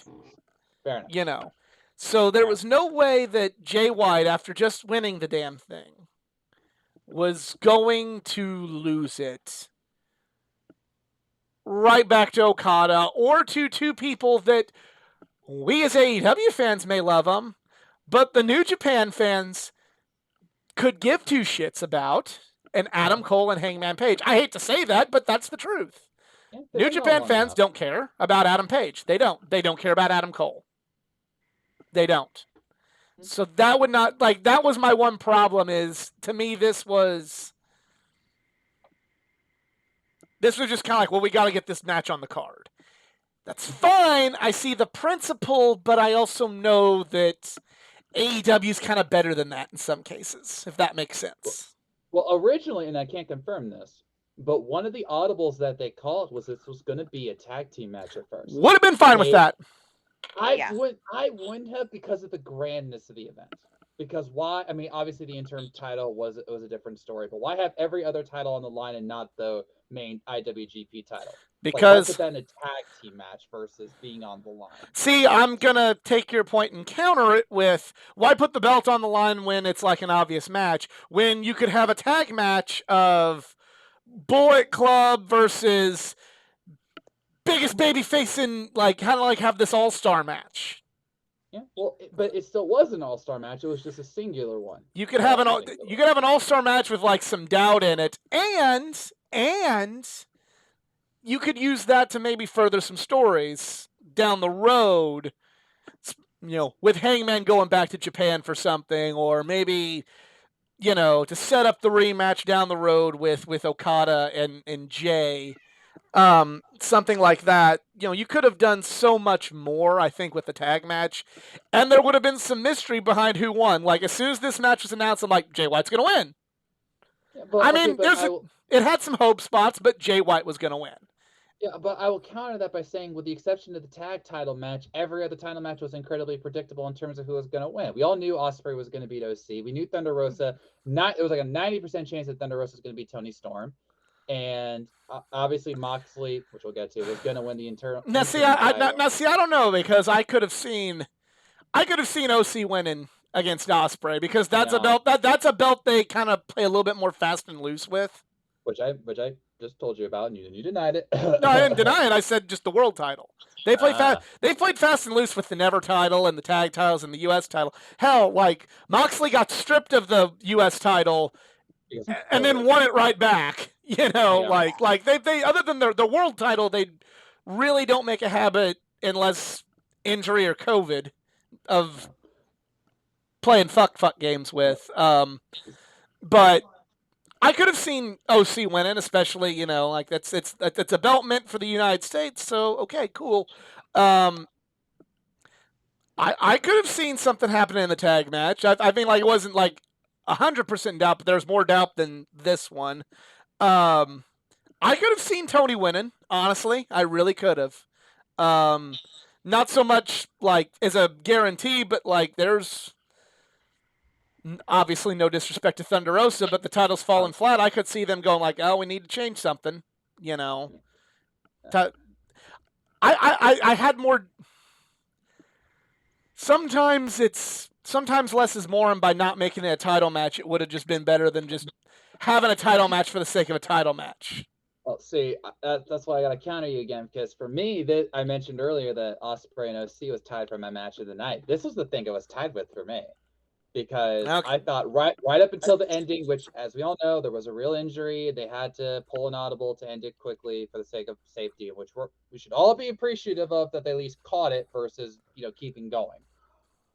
Yes, was it awkward as heck? Absolutely, but you know, sometimes you got to do it. Just the moment, and I know you will remember this, when they started the match and all four guys were there, and Okada just starts pumping everybody up, and everyone's chanting, "Holy yada, holy yeah," you know. So I'm sorry if you guys can't tell, but like everyone was chanting it because it was true. We had four of the best wrestlers in the world, whether you acknowledge it or not. We had four of the best wrestlers in the world fighting for a title from across two different promotions in the United Center in Chicago. It was a big moment, and they played it up very well with Jay White sinking out of the ring, then Adam Cole, and then Okada versus Hangman, and then it was more or less kind of a tag team for a little bit of time, then Adam Cole backstabbing Jay White, and it just kept building. And you know, every time Hangman went for the buckshot, you're like, are they really going to pull the swerve here? They didn't, but you believed it. And then every time Okada went for the rain, oh my god, and just Okada's entrance, the place came unglued. I was here for All In. It wasn't that loud. It was still loud, just to be clear. It was still loud, but this was louder than that. Not just because there was 4,000 more people there, but this match, again, outside of the ending, which is like a 30 seconds, and this was over a 20-minute match. This was the only over 20-minute match on the entire card, buy-in and main. There were a few that were close, but this was the only one that went over 20 minutes. They went full tilt on this match with the moves, with the fake outs, with the alliances, with the, you know, let's get the dream confrontations going. Yes, was it predictable? Yes, but so many matches are predictable that the way that you counter it is by having a great match. And that's what makes it fun. It's like, okay, I know who's going to win, but let's see how much fun I can have out of this match. And I had so much fun out of this match.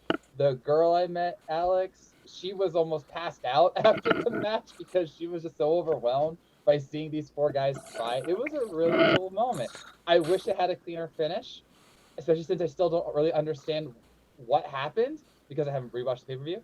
But even with that, it was still a great match. And if that was like the quote-unquote worst part of the night, then that just shows how great this card was. CJ, what do you think? I really, really liked the match until the ending. The ending was really clunky, and I get the why, but in the moment, it took it down for me. I was on camp tag team match. I thought for sure that's what they were building to. It kind of seemed like it was a last minute decision changer. You can go either way with it. I think there was storytelling to be told this way, and I see before the match why they would go this way. To, we kind of said this in the build up to it. This is a good way that maybe you get some controversy, and maybe Okada technically wins the match but doesn't get the pin, so he gets another title shot. Maybe it does switch there. Maybe nothing happens. Maybe it's just a messy finish where you get more storylines coming out of it. I think you could probably, looking at what they did in the match, you probably could have gotten the same effect from a tag match with a little less certainty of the finish. It's an AEW thing to not swerve the audience, and in some ways it's like, well, predictability in wrestling is kind of hard to avoid in this day and age with spoilers and the internet, and just overall us all being in on the majority of it. It's kind of hard to avoid predictability unless you're Vince Russo and you just go for the crazy dumb swerves, and I appreciate that they don't try to swerve me like that. I liked the match until the finish. It wasn't the top match on the card for me, but it was good, and this was my first Okada experience in person, and that was really cool to hear the Japanese announcer get to introduce Okada and Takahashi. Yeah. If you didn't like putting on my any exposure to New Japan in the past blinders, if you didn't know who Okada was coming into this match, if you're just like, yeah, it's just some Japanese guy, I don't freaking know, he was the champ, so that's why he's here, makes sense. You know who Okada is now. Yeah. I saw a clip of the entrance for Okada, and Kevin Kelly noted that the attire he was wearing was an anniversary anniversary gear for New Japan, and inscribed on his robe in Japanese text was all the accomplishments that Okada has had over his New Japan career. Think of how long that would have taken to make. Yeah. Oh, actually, I want to note one bad thing about the match. Okada promised that he would make it rain in the United Center, and I saw no dollar bills. Yeah, we had no dollar bills. Yeah. The other thing that took me out of the match, and this is just a personal preference, I don't love Fatal 4-Ways. Really? I don't. I to me, there's there's certain times it works, and with the right story and the right build, it can, really work. I didn't feel like this was the right story or the right build for this. I really to me, it was just kind of another thing is New Japan is so big, you really got to earn a title shot. And it's just hey, we're going to have Adam Cole and Hangman Page go for the title for, they're here. And that's something else. As the New Japan family is going, oh, so all these other people have to win tournaments or pin the champion, but Adam Cole gets a title shot because reasons. Hangman Page got a title shot because of reasons. Well, you actually, to counter that, Cole did win a tournament. He didn't win, but not with that express. No, but he didn't win the tournament. The tournaments in New Japan are, you will get this title shot. Yeah. So Oh you yeah. don't win. That's the kind of gray area that you have in a crossover like this. Is that, remember? I get it. This was OC's first match back since injury, and he's going up against Osprey. He had no wins before Osprey. I get it. So, but you want to see it. That's the gray area. I get I get the principle, but it's also something. It's when you do and take pride in such good rules, when you bend the rules, it's kind of okay then. Just don't make that a habit, and you don't it. Just it's. And I said it, and I just don't really like 4-way matches. I would have much rather have just seen personally Hangman and Okada go at it.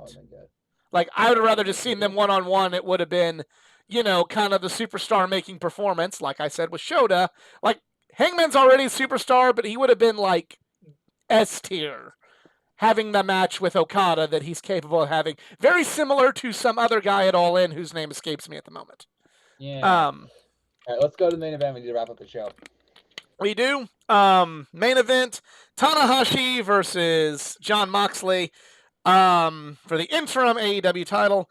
This is probably my second favorite match on the card. We did see another fight in the crowd with the dude. Yeah, really. This one I noticed. Yeah, Yeah. He's punching cops and all that shit. Yeah, This one Moxley noticed. Yeah. He paused the match to make sure that it would go away so that he could do his job. Yeah. Like, and I don't think Tanahashi understood what "you fucked up" means. But again, great to hear the Japanese announcer give an introduction to Hiroshi Tanahashi. That's amazing. That's an amazing experience for me. The one thing I was very happy about, and probably it's because of the crowd in Chicago. When we went to St. Louis and Tanahashi came out, because they didn't really explain who Tanahashi was, so other than my section of people, like that night, not a lot of people knew about him. He didn't really get much reaction, but in Chicago, where they know a little bit more about Tanahashi because of, New Japan shows and Ring of Honor shows there with him, we actually had a split crowd. Like, I thought the Ace was going to get booed out of the building, but he did not, and it was a very split crowd with Moxley and Tanahashi. There was a point where Moxley was getting booed. Like, he did something to Tanahashi, and he was getting booed. I'm like, they're booing Moxley. Like, that's how you do it. So. Yeah, Moxley did a good job playing the heel in this match. Because you're not gonna out babyface Hiroshi Tanahashi. Like, I called him John Cena, but the thing is, nobody wants to boo Hiroshi Tanahashi. No. The only time he was really heel, this is kind of ironic looking back at this now. The only time he was kind of heel was against Kenny. Like, remember Kenny's Quest? Yeah, but in Japan, he wasn't a heel at all. Kenny was the heel. No. The irony. Yeah, because Kenny was the one bringing all these stupid westernized things to New Japan Pro Wrestling that is destroying the monument to the Ace. That's how they believed. Which, yeah, I know that it's kind of cool, kind of was just kind of a matter of preference. But yeah, in the West, Kenny was the clear babyface, but in Japan, nope. Yeah. But Go ahead. As it's my second best match of the night. CJ, what'd you think of the match? I really liked the match. It was a great match. I had no problems with it, even though it was also very predictable. Yeah, that's my only problem is you could see from a mile away that John Moxley was going to win. For this one, I really don't think it hurt because no. Other than the title being on the line, Moxley made it a big deal going into this that he didn't care what was on the line. If nothing was on the line, he would be just as invested in this fight. He wanted to fight Tanahashi. That's what he wanted. He's getting what he wanted. He wanted the fight. Yep. And so, the show was long. Everybody was tired at this point. But when Wild Thing played, the crowd went bonkers. Actually, they played a mixture. They put a mix of Death Rider at the beginning and then went to Wild Thing, which is even cooler. Because a lot of people were like, is he coming out to Death Rider or Wild Thing? He came out to both. He did both. I saw people standing on other people's shoulders. I was sitting on a chair because I was in this near his section. We were near the section right too. In front of us. Yeah, you guys got lucky. I only got to see him walk by because there were some people standing. I got to see Regal. I was happy. I didn't see Regal. I had to watch a clip to see that Regal was there because I'm like, why is it taking so long for John to come out? I was like, oh, it's because you're right next to Regal. Okay. So, as for me, I like the match. I like the Fatal 4-Way more, but that was just me. I thought it was good. This was definitely, for me, a better showing for Tanahashi than the tag match that he had with Moxley on Dynamite. No doubt, yeah. No doubt. But you saw why he was the ace. The crowd was totally into it. I was at times cheering for Moxley, and other times I was cheering for Tanahashi just because I wanted to see a spectacle. I wanted to be a match that felt like it was worthy of being for an interim title. And it was. My only real complaint, and this kind of also goes into some of the other matches we saw earlier in the night, was that it almost ended a little too quickly because Moxley, had was wailing on Tanahashi. Tanahashi done a kick out. He puts him in the choke or the sleeper hold, then goes right into Death Rider, and it's over. I'm like, that was quick. It felt. I don't like those kinds of quick finishes. It was just like, No, okay, I'm gonna counterpoint that somewhat because when you look at it from like the New Japan storytelling perspective, Tanahashi already had his fighting spirit moment when he got out of the submission hold.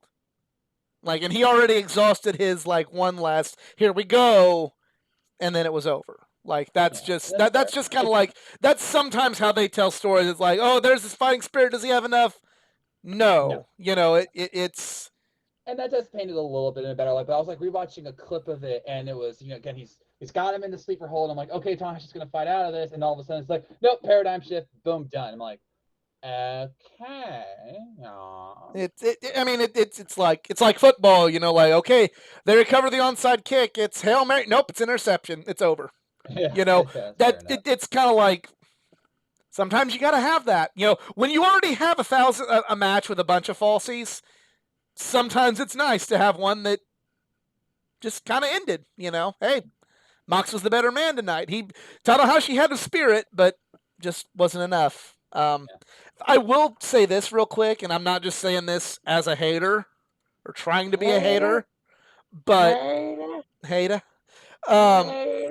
John Moxley did a better job selling this match, I think, with his history in New Japan than it would have been had we gotten the original plan match with Punk. Yeah. I'm not sure. Honestly, just because of history, this match had the better build than a Punk Tanahashi match would. That's what I'm saying. Because there's a story there with Moxley wanting Tanahashi. Moxley and that history put over Tanahashi better. With CM Punk, it would have just been, hey, here's a dream match, which is another trope I don't like in wrestling. Don't just give me a reason to care other than they've never fought before. Then they've never fought before and they're going to have a good match. No, there needs to be something on the line because you shouldn't want to have a good match if you're wrestling. You should want to punch them and then pin them. That's what you should want. I would say this. We don't have time. Let's go. Well, I'm not saying do that, but trying to paint it as this is actually a sport within the confines of the story. You don't want to have a good game with your opponent if you're playing football. You want it to be 48-0 by halftime. Maybe it won't happen, but I disagree with that. I disagree with that because if you have a close match and you overcome, that shows that you have the guts to endure the hardship. If you go and blow out all of your opponents, then you're going to get cocky, and then all of a sudden you lose the match. You're like, wait a minute, but we blew out everybody else. You want that close match because you want to see if you can handle their punch and then punch back. Yeah, but if you have an opportunity to win in 3 seconds, you're not going to go, no. We got to make this good. Hey, I knocked him out. Fucking go. Okay. You're going to do. That's not on you. That's not on you. That's on your opponent. I'm not saying you never go into an actual competition. No, stop. Let's just move on. Okay. This will go another 30 minutes. Yeah, well. So the last part I want to, real quick. So overall, I think we all can agree show of the year. Best major wrestling show of the year. So far? Absolutely. Yeah, it blew Double or Nothing out of the water. I think Double or Nothing gets a little too much hate, but in terms of overall quality and consistency, definitely is better than Double or Nothing. It did a better job than both of the two than both AEW and WWE's big shows. It was better than WrestleMania. It was better than Double or Nothing. Oh, it wasn't hard to beat WrestleMania. It wasn't a bad WrestleMania.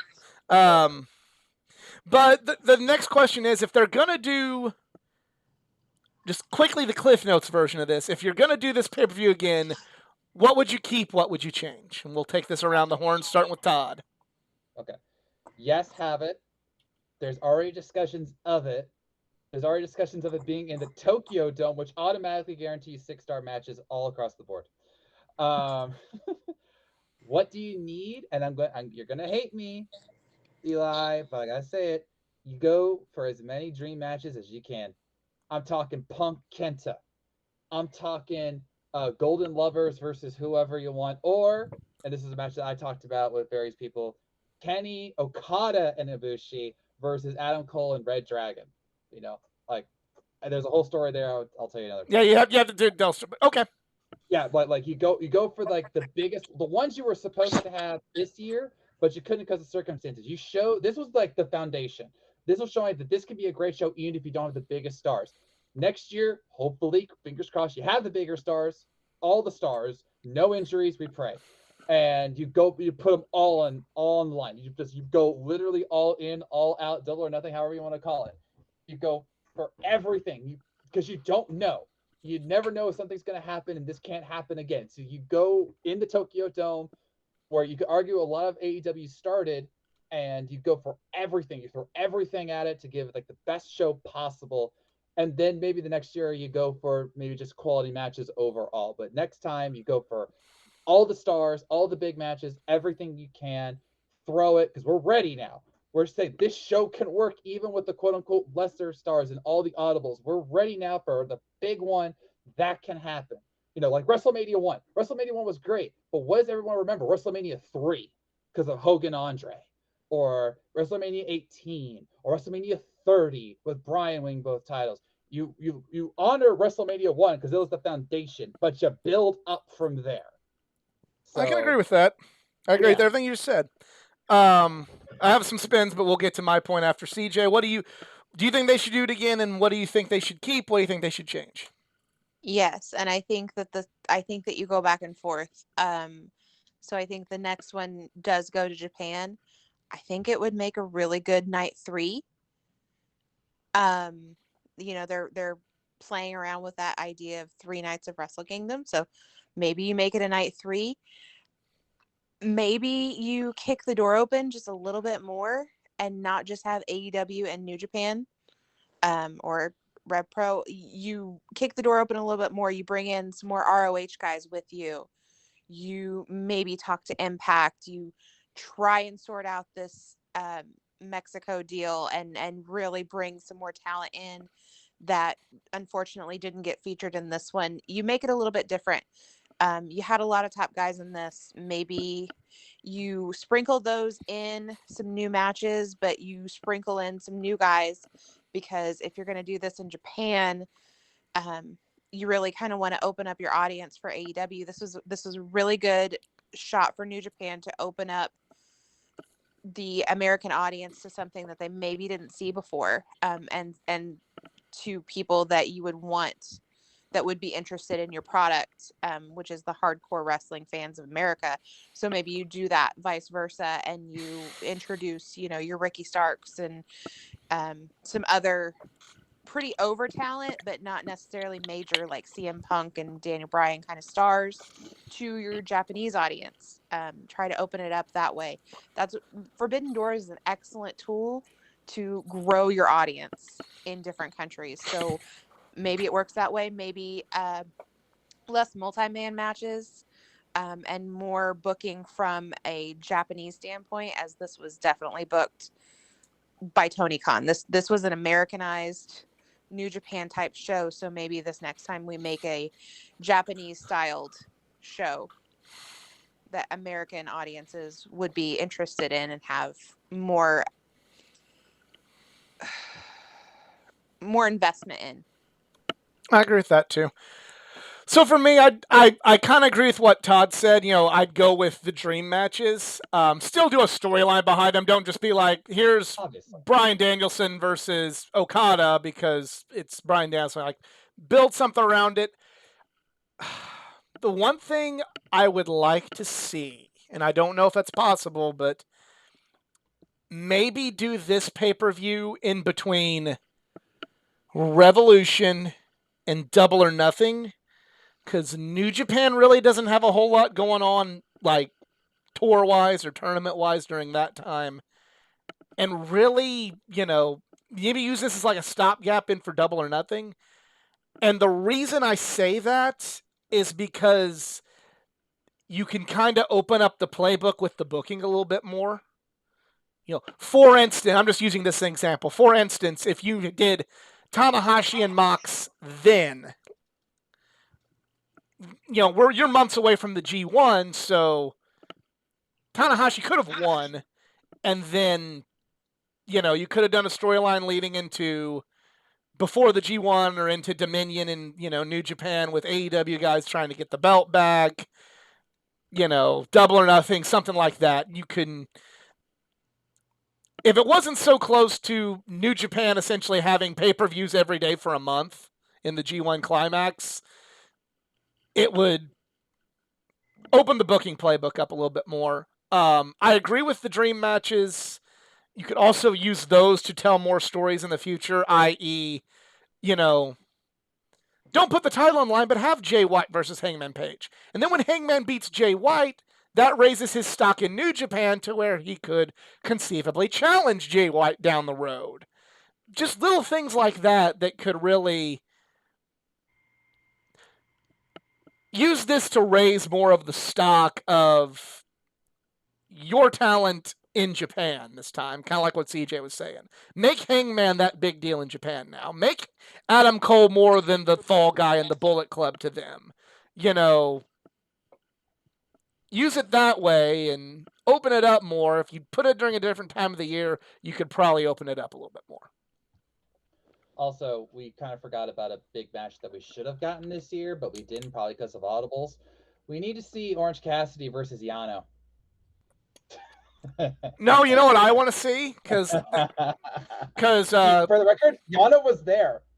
He was in the front row. He watched the entire show, then left. Someone took a picture of him because they were sitting right next to the guy. That's hilarious. I want to see Suzuki versus Orange Cassidy. Didn't we get that on spring break? We were supposed to. Oh, it got canceled? That's COVID. Right. Oh, I thought they brought it back. I guess. I haven't seen it yet. If they did, I haven't seen it yet. But I know it was supposed to be WrestleMania weekend 2020 at spring break, and then fucking COVID happened. Right. So, all right. Well, that is the podcast this week. Thank you all for joining us to hear our thoughts on Forbidden Door. If you enjoyed, please like, share, and subscribe for more content. Todd's got some social media and some books out. Let us know about them. You can find me on Twitter at Guardians_comic. Look me up on Facebook. I'm Todd Black. Some of the books I have, including the Thunder Rosa comic, which is available at thunderrosa.net, or if you see her live or you see me live at Comic-Con, we'll sell it to you. Also have a new book called 5 Bullets, 6 Men, which Eli has read and enjoyed. It's on sourcepointpress.com. Go and find that. And if you see me at a Comic-Con, make sure you mention that you heard me on the podcast, and I appreciate your support. All right. And CJ, you still have social media?